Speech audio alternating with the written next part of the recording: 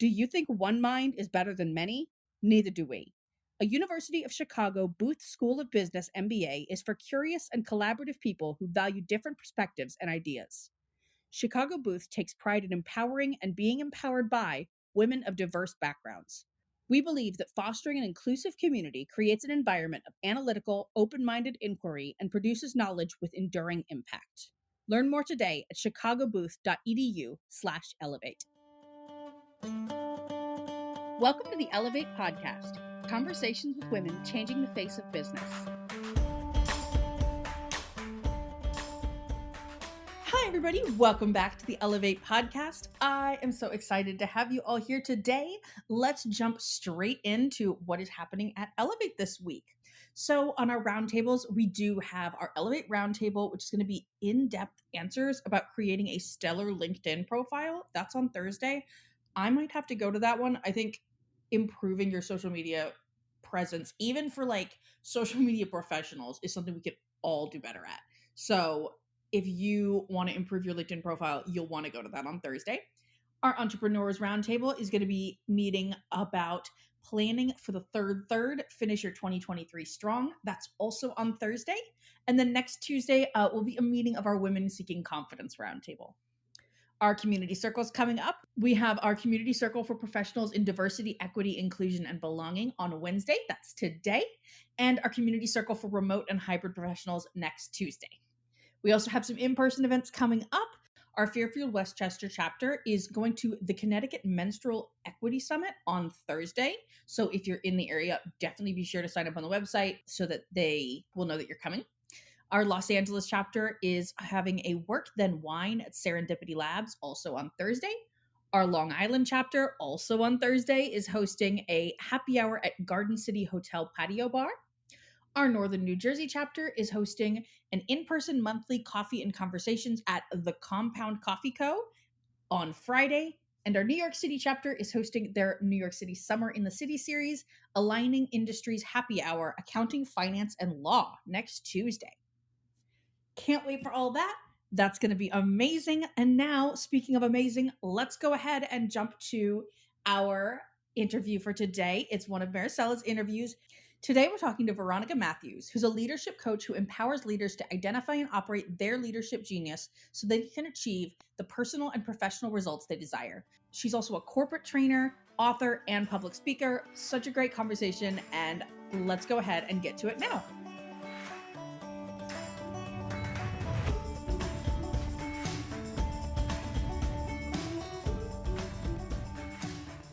Hi, everyone. I'm here today with Veronica Matthews. Veronica, how are you? I'm doing well. Thank you, Marisara. How are you?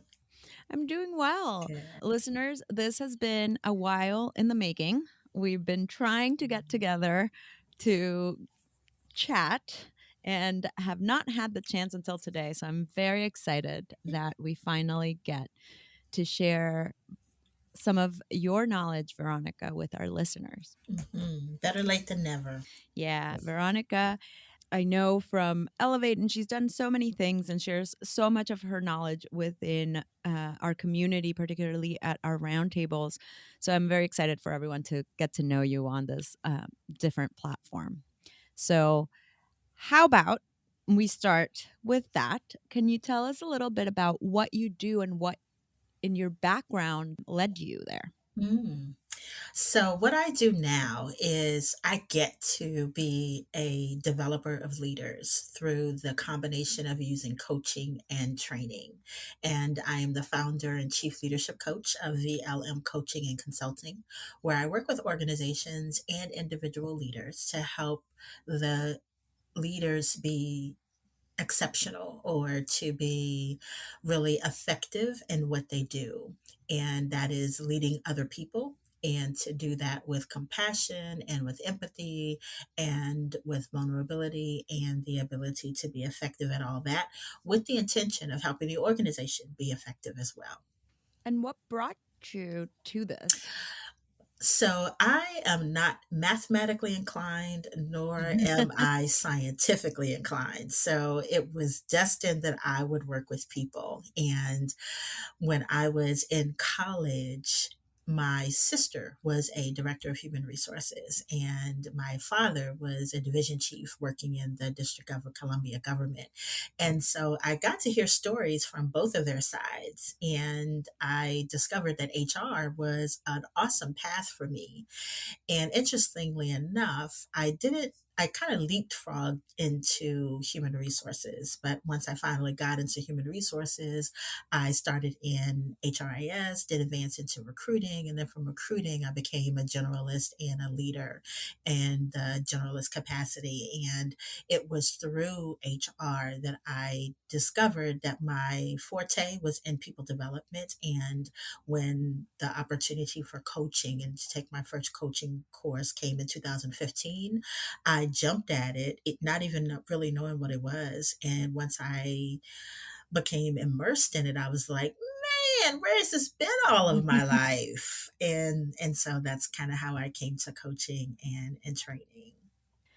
I want to say, I want to mention this because at the beginning you started, instead of saying here's what I do, you started with I get to be. Hmm.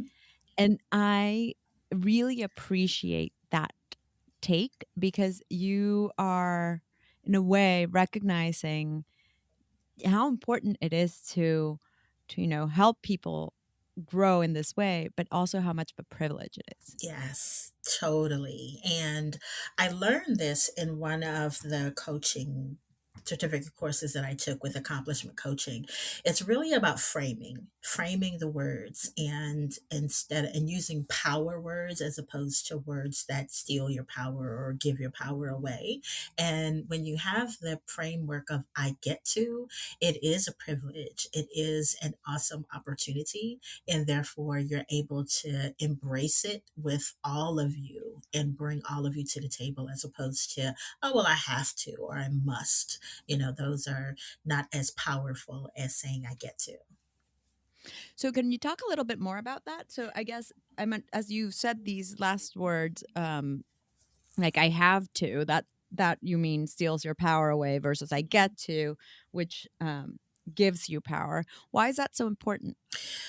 How we look at things determines how we see things, and our approach to whatever it is, the circumstance, the situation, the issue, how we look at it really frames what we get out of it. And so when we use words like I get to and have that power language, it helps us to really embrace all the opportunities and stand in a place of power, because this book I read told us that we have the power of, we get power, love, and a sound mind.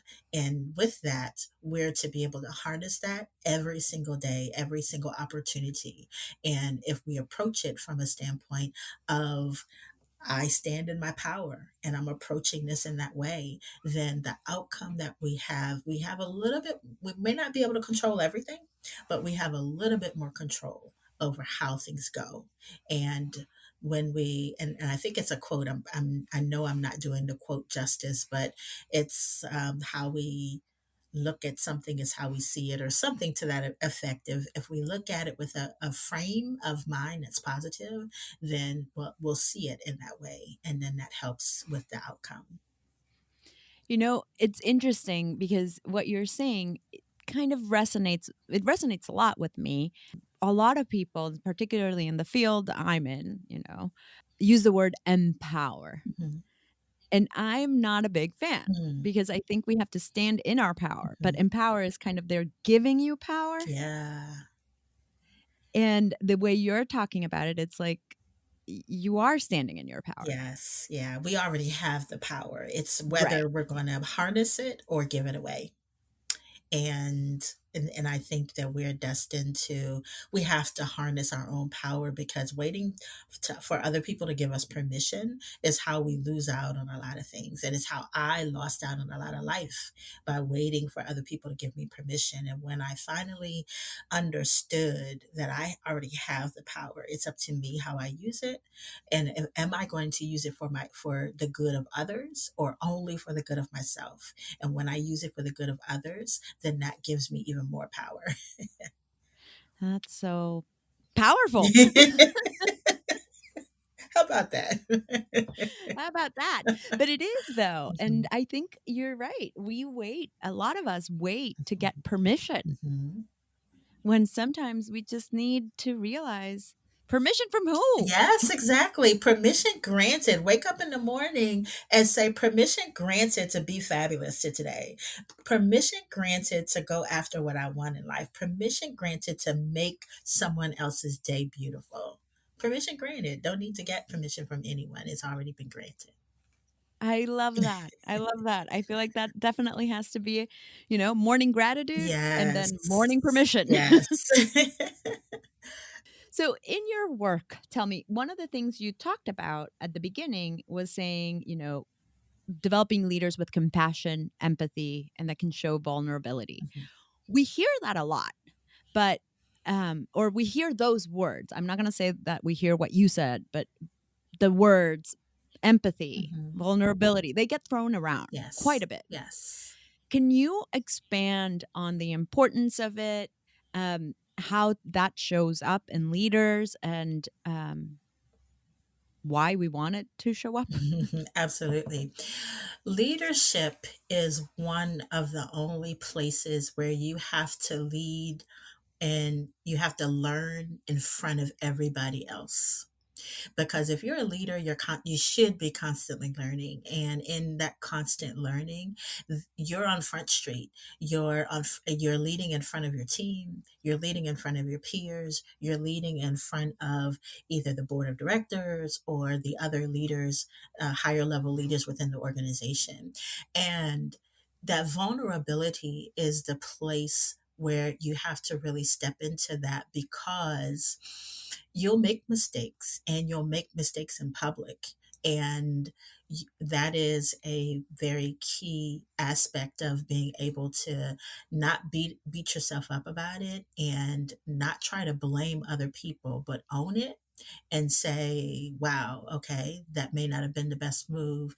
Hindsight being 2020, I'll do this in order to prevent that from happening again. So the vulnerability in leadership is hugely important.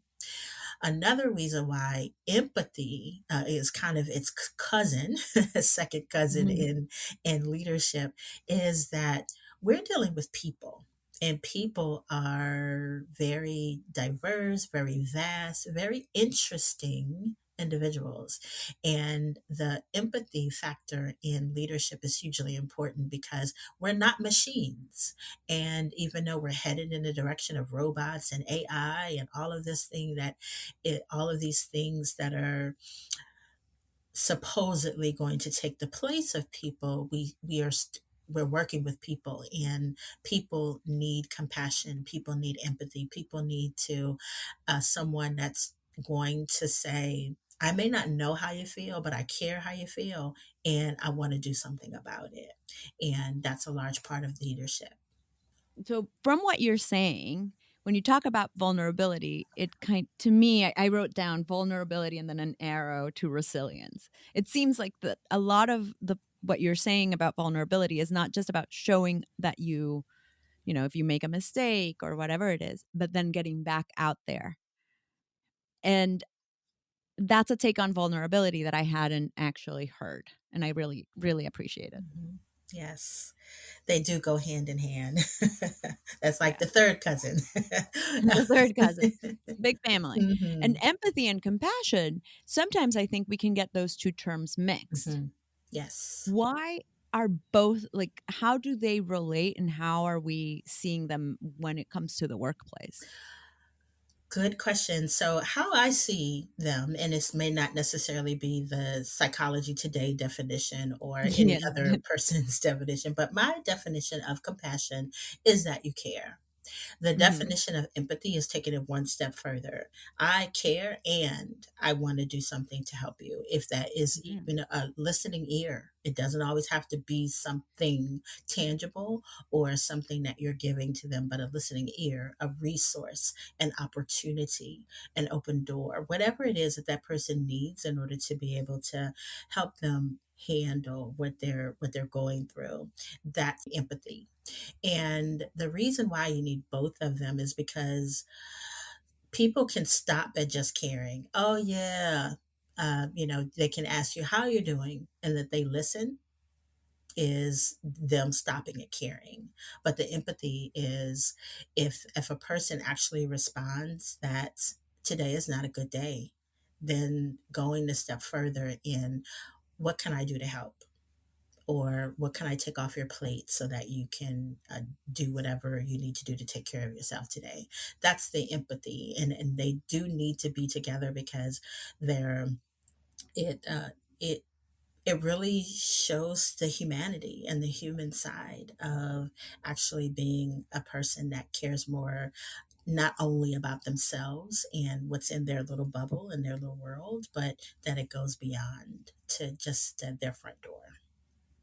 Do you think we in our business culture today are preparing, and I'm going to say managers because I talk a lot about managers and think a lot about managers and their role within businesses to build corporate culture. And it goes back to what we were talking about power, which is a lot of managers might not know or might not realize, but not they won't stand in their power. Mhm, They are still kind of waiting to be given their power. mhm. Do you think in today's world, managers are developing these traits of empathy and compassion? And if not, what can we do to build those? Hmm. I think honestly that the individual managers are, it needs to be Hmm. a cultural shift within the organization, though, Okay. because I still think that there is a lot of greed that exists, and there is profit over people. And I Mm. think that the managers and the individual leaders themselves are getting it, and they're catching on. It just needs to be converted throughout, or transferred throughout the organization, because if the organization cares, then that means that it's okay for them to care. And if they care and the care goes up and out, but it stops at a certain level, then it's almost useless, because the culture itself really is the leader and the driver of that. So I think at the individual level, yes, they're learning it, and it does need to be a little bit more broader scale to kind of catch on at the organizational level. How do we do that though? Ah, through people like you and I that actually go into organizations and say, you can have both. You can have both profits and happy people. And you can have leaders that actually embody both, and that can help you be successful in that regard, and that this is the way to do it. And that really, for people to be open to expanding beyond what the yes, we're in business to make a profit. I get that, but you can't do it at the expense of people, and helping them to understand that you can have both and you can still be okay. So I think the work that we do, that other organizational development coaches and executive coaches do, I think that's really how it's done, one company at a time, and we can make a difference. Yeah, it's a lot of work. Yeah, it is. But and I look, I know I'm in the space, so I also have hope, although Mhm. I'm quite the cynic most of the time. But it's you were saying also it is the goal of an organization to make profit. I think that that's part of what we have to remember, that maybe it shouldn't be right. Mhm. Mhm. Maybe there should be, and this is all about stakeholder capitalism and the idea that there's more than just making profits. Granted, I'm not saying don't make profits. I mean, I'm all for money and we should be making money, but no money, no mission, Mhm. no money, no impact. And then the higher level of purpose there is the impact. Yes, yeah. And you said a mouthful there, because the purpose aspect anymore, the employees of today, they want to have purpose, they want to have meaning in their work. And I don't necessarily think that's a new thing. I just think it is a thing that is becoming more prevalent and more common, and people are not afraid to speak up about it. And so, with that, their purpose, the individual purpose, it's a mismatch sometimes when it's misaligned with the organization. And if the organization, if their purpose and their mission is making money for their stakeholders, they miss out on so much. And then that's where you get all the employee engagement and Hmm. disengagement issues. And so really, if the organizations maybe did focus a lot more on the purpose and the impact from a humanistic standpoint and not just a capitalistic standpoint, then there would be a lot more of that harmony and a lot more of the realization. Oh yeah, we can do this, and we don't need to be jerks about it. I kind of like got caught on something you said there, which I hadn't thought about. We do, you're right. We do hear right now that a lot of people are like, very much, I want to do my work in a place where I match my purpose, or I want more from my job than just the money I receive. I want it to be aligned with my purpose. But you said something that I hadn't heard, which is that's always been the case. It's just that now people are more open to talking about it. Mhm. And that got me thinking because why what is changing that we are now actually more open to talking about things like that? And it's not just that, because we're talking about burnout, we're talking about mental health. We're starting to talk about things that matter for us humans that make up the companies. Mhm, mhm. So what is it that is changing in that way? Mm. The first thing that came to mind when you asked the question was the internet and how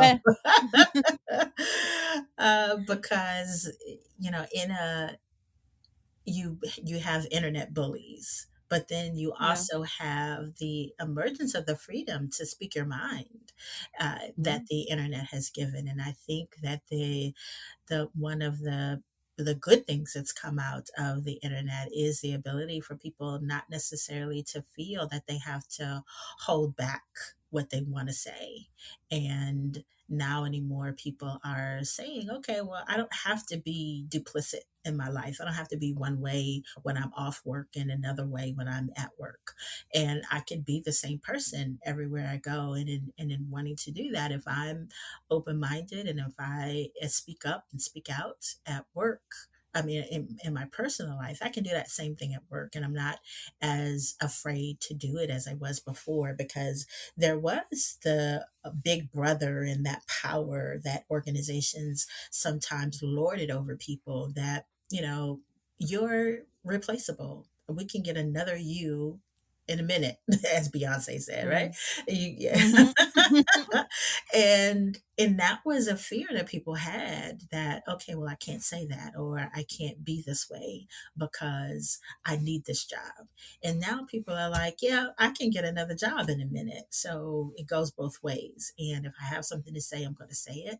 And I think now people don't want to be duplicit. They want to be kind of the same place everywhere, and they also want their work to be part of their mission and their purpose.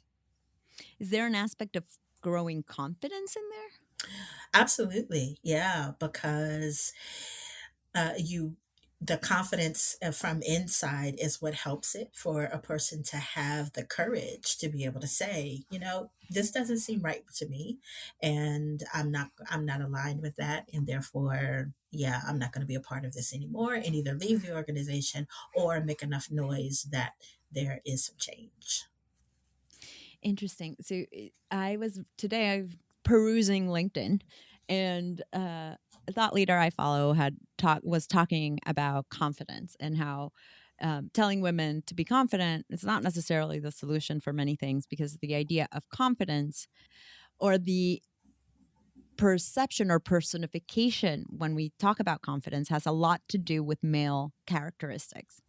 But what you're talking about, which I'm very happy, I'm smiling, you can't see me, but I'm smiling, is what I commented on that, which is I think there's an aspect of confidence that comes from just showing up authentically, Mhm, showing up as you are. mhm. That has nothing to do with male characteristics. And I Right. think that that's an aspect of confidence that we need to lean into. Mhm. Yeah.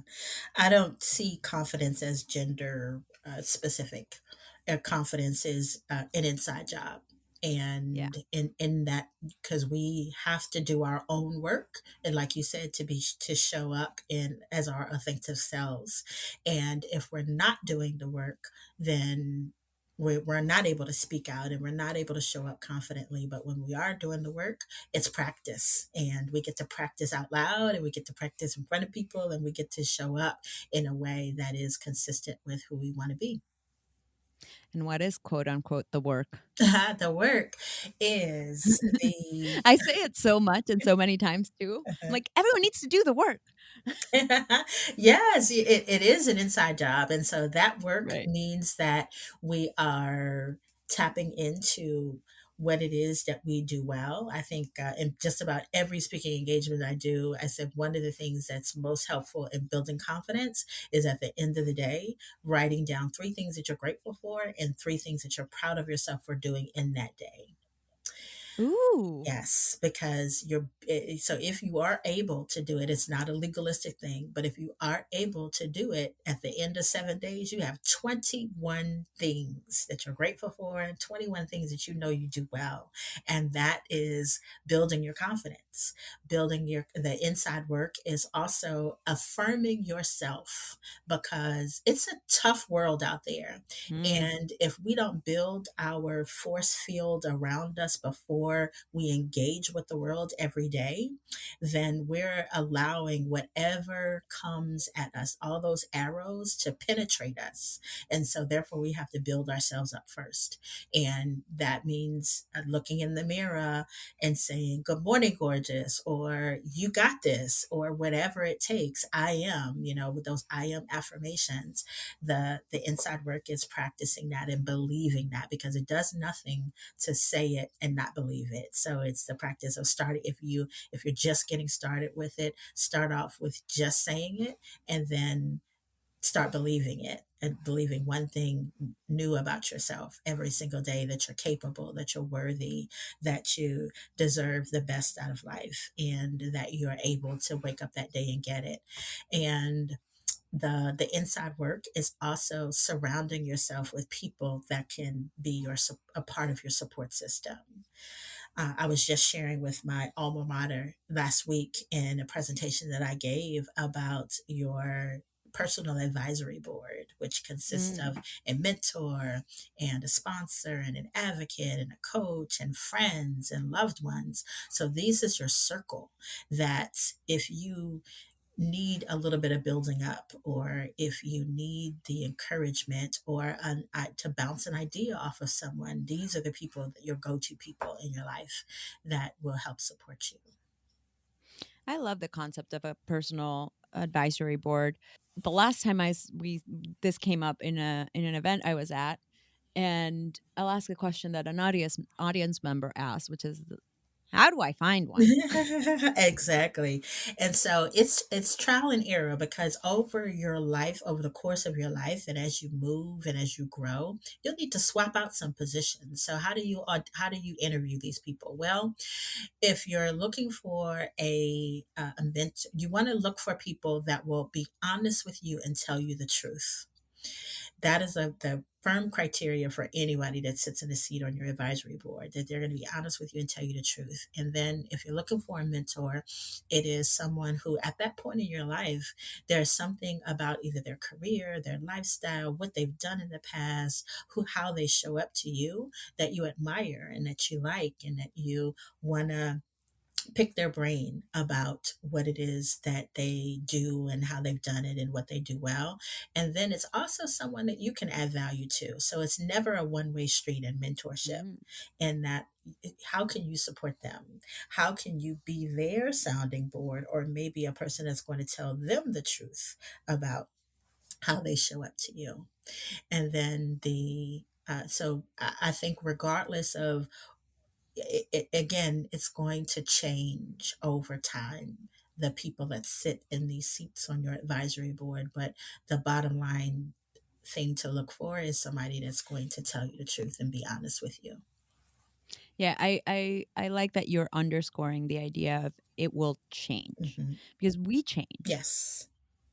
Yeah. right? So we can't just stick to the same people around, or our ideas change, our thoughts change, we change. Absolutely. And it's a big red flag, not even a magenta flag, but it's a big red flag if we're not changing, because that means True. we're not growing. And it's okay that if someone was in your the reason, season, and lifetime, right? Someone's in your life for a reason, a season, or a lifetime. And it's okay if a person that is in your life right now, they serve a reason or maybe a season. And then when it's time for them to shift roles, let that be okay. And it would, in that, don't be afraid to let go and add to, because a clenched fist cannot give and it cannot receive. So Ooh, if you're really looking to grow and expand, have that wide open hand that is able to give and to receive.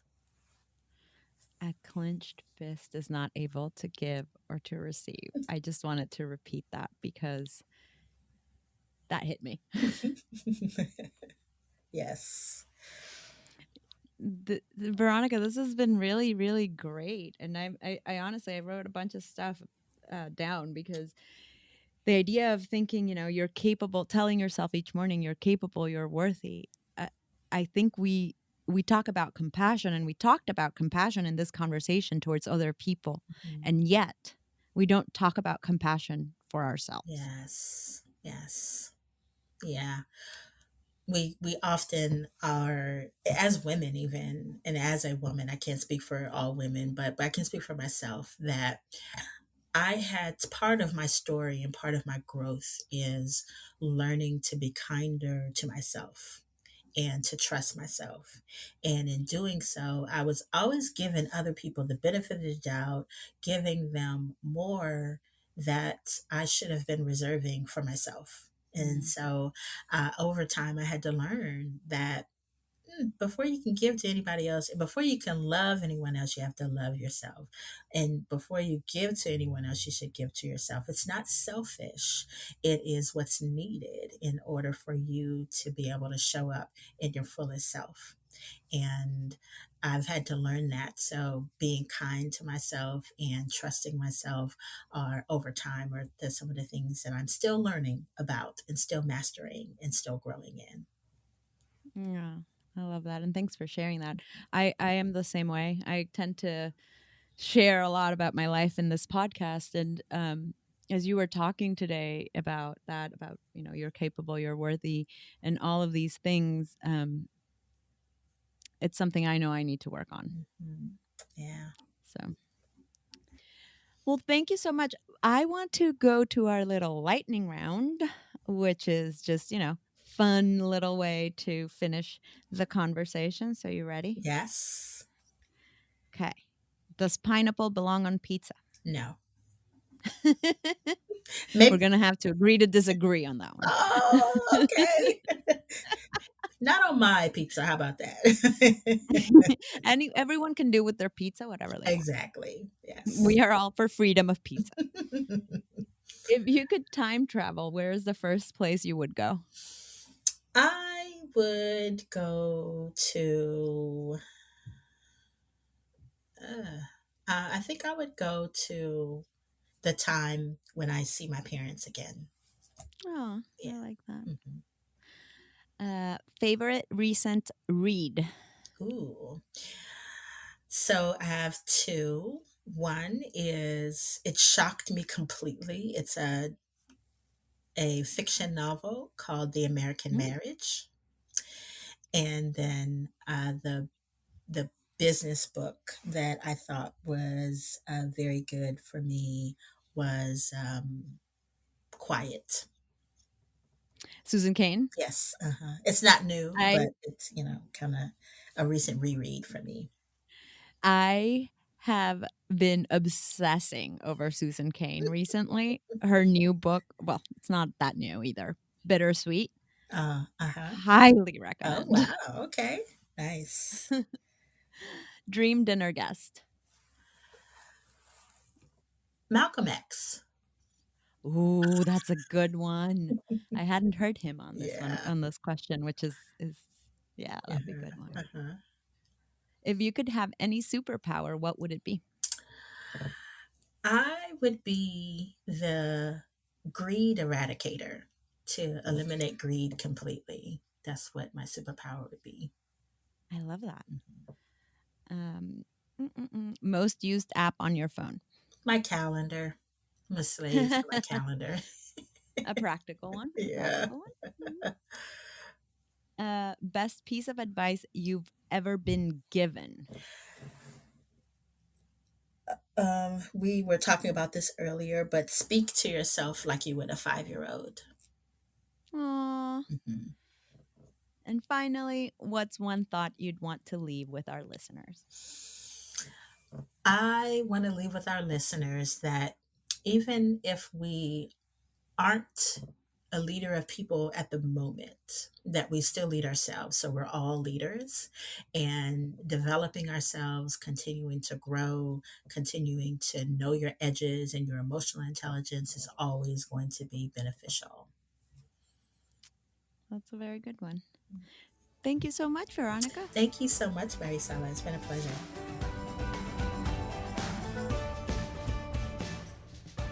Welcome back, everybody. I hope you enjoyed that as much as I did. Let's go ahead and talk about our history makers for the week. So, Lisa Franchetti was nominated to become the first woman to lead the U.S. Navy. Huge deal. Tracy Chapman became the first Black woman to have the sole songwriting credit on a #1 country hit. Mildred Garcia will become the first Latina chancellor of the California State University System. Olivia Pichardo, this is like at least her third or fourth appearance on this segment. She keeps making history like every few months. So, what did she do this week? We'll find out. Olivia Pichardo became the first woman to hit a home run in the history of the Hamptons Collegiate Baseball League. Ava DuVernay became the first African American woman filmmaker to have her film selected for the Venice Film Festival, and Claire Banwarth became the first woman to win the Tahoe 200 endurance run. Next week, be sure to come back because I'm so excited about this one. This is somebody that we reached out to. I'm so excited. I've been waiting for this interview for a while. It's Maricella's interview with Elizabeth Leiba, who's a writer, college professor, and advocate for Black businesswomen. Her passion for Black history changed her life and catapulted her into a fulfilling line of work as a powerful advocate of social justice and equity. She is the author of I'm Not Yelling, A Black Woman's Guide to Navigating the Workplace. You will not want to miss this interview. It's so incredible. She's so incredible. I'll see you next week. Ellevate Network drives real results for ambitious women trying to break through the glass ceiling and achieve success in their careers. We offer a platform full of resources and opportunities for growth, all designed to help you unlock your potential. With Ellevate support, you can take the first step toward achieving your professional goals. With a supportive community and tangible resources at your fingertips, you're only one step away from reaching your fullest potential. Join us today and take advantage of our 30-day free trial to start building the career of your dreams. Thanks so much for listening to the Ellevate podcast. If you like what you hear, you can subscribe, give us 5 stars, and share your review. You can learn all about Ellevate membership and all the great things that Ellevate Network is doing at our website, www.ellevatenetwork.com. That's ELLEVATE network.com. And special thanks to our producer, Catherine Heller. She rocks. Thanks so much, and join us next week.